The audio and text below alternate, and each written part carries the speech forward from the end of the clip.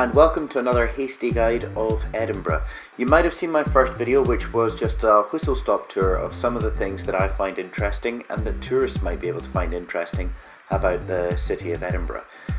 In this episode, I'm going to be taking a little bit more of a focus on the new town and primarily looking at a bit of the history and a bit of the layout of it, so that if you are coming to Edinburgh as a visitor, you're able to appreciate some of the subtle things within the new town as well as knowing your way around it, because that always helps when you're coming to an unfamiliar city.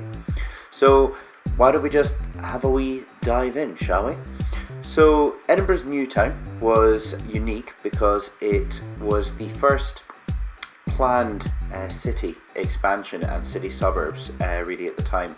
I think the first planning was due to an architectural contest, and it was won by James Craig in 1760, one of those two, and he basically designed the new town to be laid out on a grid.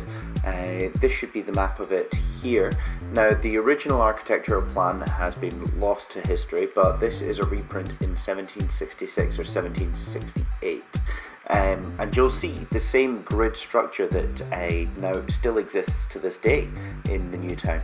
You've got the two squares on either end, except you might notice on this plan that instead of being called Charlotte Square, it's called George Square, in order to honour King George III at the time. But there was already a George Square in Edinburgh, so in order to avoid confusion, they decided to name it after his wife Charlotte.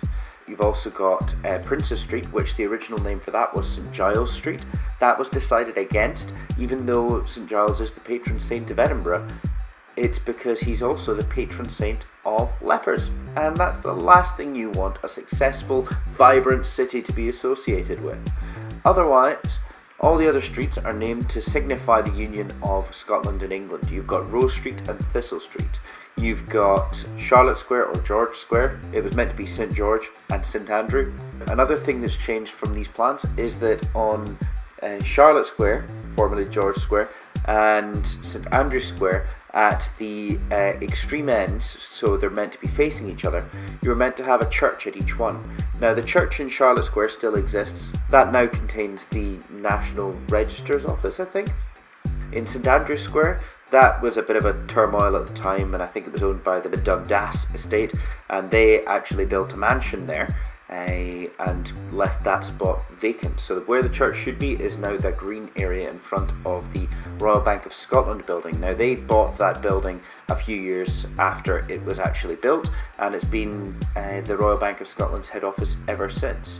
So that's kind of when the new town was developed, and the fact that it stayed fairly close to its plans, which is really great. But let's look at other elements of it. So between the old town and the new town, you've got Princes Street Gardens, that lovely vivacious green area during the summer months and the spring months. I'll probably talk about this when I'm talking more about the old town, but that was what used to be called the Norloch, and that was a big dump effectively for all the effluence and waste from the old town that was just dumped into the Norloch. When they were looking at putting in the new town and designing the new town, they were looking to drain the Norloch. So as they were draining it, they started piling up the solids and the rubble from excavating, etc., into what is now known as the Mound, where you've got a couple of galleries there. That then became Princes Street Gardens, and we see it as this wonderful, beautiful area of land in the middle of the city that's a recreational garden for public use, and it's bordered at the southern end by the railway. But let's have a look in more detail at some elements of the city. So first of all, you've got Princes Street, famous in stage and screen primarily. It's the it's the train spotting scene that I think of, where you see him just panning it down the road past all these shops. Choose life, choose a job, choose a career, choose a family, choose a fucking big town. When I was going around and I was taking some photos for this video, it struck me that every single building looks different from the one next to it. That's great, and it's also weird because you would expect if it was all built at the same time, then they would all look the same. And that's why it is weird, because it was built in parts and it wasn't fully completed all at the same time. It was different builders, it was different construction projects. All that remained was really the planning. And you'll see that throughout the new town when you're looking at some buildings that are different to each other. The only consistent area is actually Charlotte Square, which was all built and developed at the same time to have a unique look. And you'll see that the facades kind of come away from the old stonework as well, and that's something that happens up on George Street as well.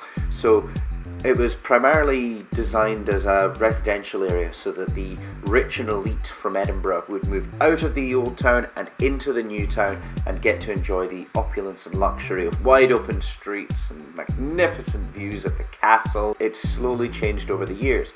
George Street turned more into a banking and insurance kind of area. Now we know it as a high-end shopping street in the city centre, and it's beautiful. You've got lots of lovely shops on there, but when I was there I was actually struck by the differences in architecture, and the one recurring theme that I always see leads back to what I said in my whistle-stop tour when I called Edinburgh the Athens of the North. And that's because when we were building the new town, the designers and developers were looking to inspiration of other great areas around the world, and it was kind of Rome and Athens where they saw these columns, and you'll see these on loads of buildings around the new town.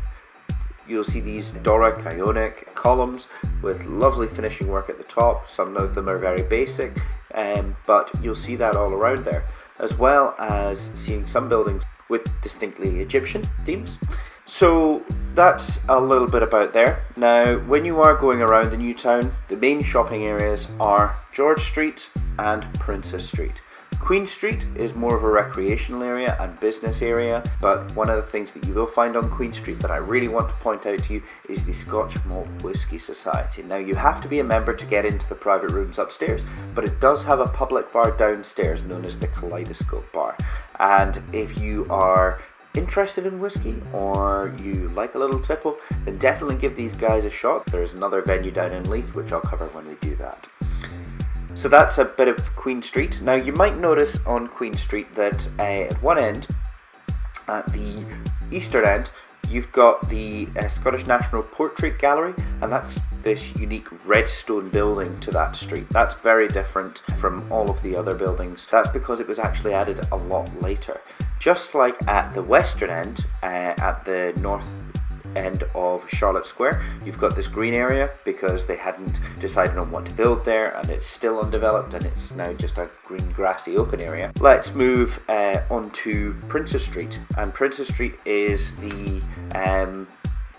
Edinburgh's primary shopping district.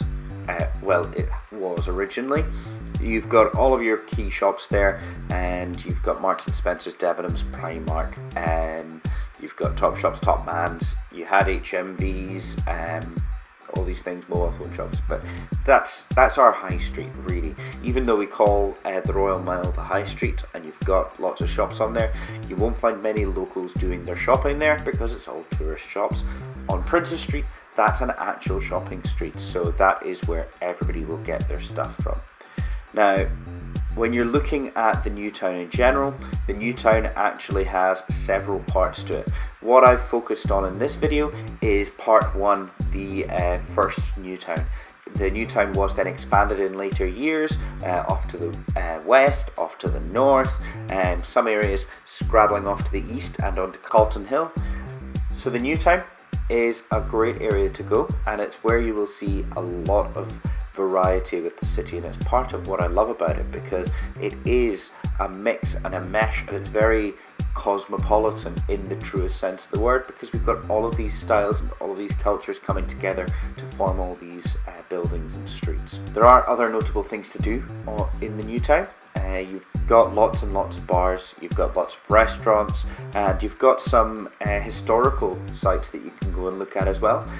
Please also have a look at the statues that we have in each of the intersections on George Street and at either end of George Street in the squares. But another thing to point out is the Scott Monument, a magnificent tower just up from Waverley Station. So if you are coming into the city by train, you will notice that very early on. So yeah, that is a bit about the new town, and that's again a quick little summary and recap. I'm going to go into more detail about specific activities that you can do in a later video. So that'll be things like where can I eat, what can I do, what sort of activities are there, and maybe I'll tell you a couple of other historical stories about things that happened in the new town, because that is where a lot of Scottish history has taken place as well. So that's it for another episode from me. That has been Edinburgh's New Town. I have been Ruairidh, and I thank you for your time. Bye.